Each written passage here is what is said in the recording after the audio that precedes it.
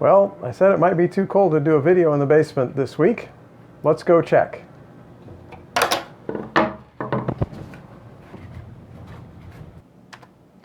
I'll read you what my non-contact thermometer says. Over there by the anvil, it's 37 degrees.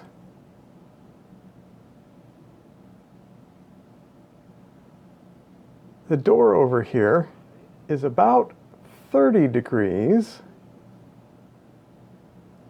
Let's look at the window over here, starting with the wall next to the window. That's about 29 degrees. Let's see if we can read the window itself. Maybe we're getting a reading.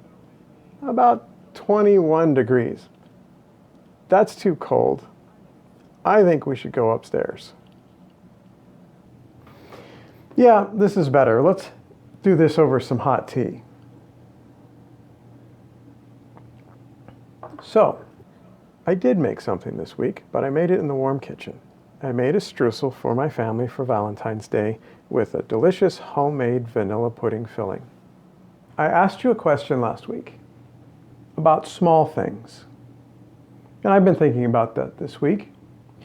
This whole bit about small things comes from Mark, and it's a section between two healings of blind men. So there's kind of related material that Mark has put together, and he's bracketed it by healings of blindness. So we're supposed to learn how to see what's between these two brackets. And these brackets are about values, the small things. And it's interesting that twice in this section, it gets from 8:22 to 10:52 of Mark. Twice, he refers to children. One time, he says, it's really, really bad to hinder a child from coming to the kingdom. And another time, he says that you need to receive the kingdom like a child. So, one of the things that's very important in the kingdom values is you as a child. But it's also something about the perspective of a child, and I think it has things to do with what clouds the vision of people as they get involved in worldly things. That is, to grow up. And a lot of that kind of centers around money and worldly power. Money and worldly power are not really inherently bad, but they can be a problem. We can take money too seriously. There's a spiritual practice called indifference. And it's not that you're not supposed to care about something, it's not supposed to own you. As adults, we can get so busy with money and political success or success at our job or with some group that we forget that it's about life. The small things are about relationships and people. So perhaps one of the most important things I've done in the past few weeks was, before it got so miserably cold, a friend of mine, Chris, texted me and said, hey, let's go bike around Lake Hefner.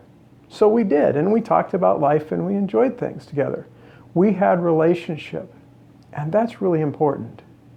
It's important in a way that the Empire of Rome, the United States of America, Oklahoma City, your church is not important, not in the same way as the relationships. Those things exist at their best to make the relationships happen. Our church exists to help us see the values of the kingdom. And any of those things that aren't helping relationships or aren't helping the kingdom are against the kingdom.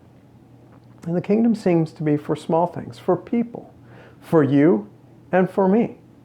Like we say around our church, God's mind is made up about you, and the news is good.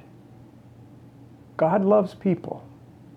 He wants us to be in good relationships with each other, and with Him. And He doesn't want money, or power to get in the way. So as you grow up, remember, money's just a tool. Power is just a tool for living good relationships. The relationships are what the kingdom values. The relationships are what have eternal value. The money is going to go away. The United States is going to go away. The Empire of Rome has already gone away. But your relationships and you, through the promises of the kingdom, will last forever. So live in those things and enjoy them all of your life. See you next week.